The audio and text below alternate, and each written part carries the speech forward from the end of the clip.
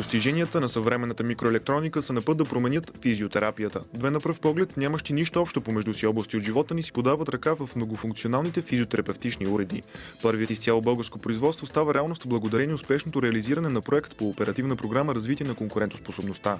Фирмата на Маргарита Маркова и Михаил Михайлов, MDM-97, проектира и изработва уреда. Това е комбиниран многофункционален физиотерапевтичен апарат, който позволява едновременно или последователно на едно или на две полета или на един или двама пациенти да се приложат различни физикални фактори. И уникално е с това, че досега в България няма такъв апарат. За да създаде 9 апарата, фирмата кандидатства за еврофинансиране в началото на 2012 година. Проектът отнема 18 месеца, разходите по него са 509 000 лева, от които 275 000 безвъзмездна помощ.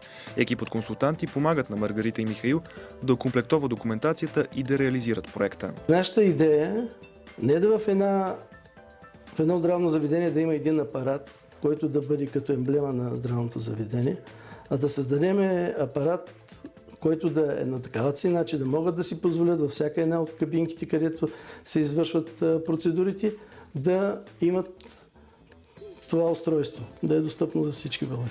Апаратът събира в едно всички физиотерапевтични уреди, произведени досега от MDM, която е специализирана в тази дейност. Разработен изцяло от софтуерните и хардуерни специалисти на фирмата, а самото изработване на конструкцията и стотиците елементи е възложено на родни компании. Уредът е отворен за доусъвършенстване. Прекъснато се добавят нови диагнози за нови болести.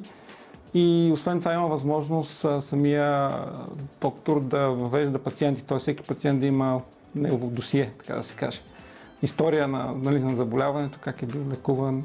Лекарят може да избира между различни диагнози, предварително зададени симптоми и видове терапия, електролъчев вакуумна терапия. Външната конструкция на уреда разработва Явор Марков. Основното да е удобна за работа от медицинските лица, които работят докторите. В същото време трябва да има някаква визия, пациентите да бъдат предразположени, че ще използват върху тях този апарат. Всичко правим тук в България с колеги. Именно с помощта на външни специалисти от MDM реализират проекта. Външни експерти, които помагат в изработването на апарата, а останалото е извършено от служителите в MDM, които са квалифицирани инженери. В рамките на проекта нашия собствен персонал се справи с задачите, тъй като това е близко до дейността, която ние сме извършили. Специализираната болница за долекуване и рехабилитация в Любимец първа в страната се здобива с новия уред. Според началника на отделението по физикална и рехабилитационна медицина доцент Живко Колев, апаратът има 3 предимства. Съчетаването на терапиите усилва лечебния ефект, могат да бъдат рехабилитирани 2 пациенти едновременно.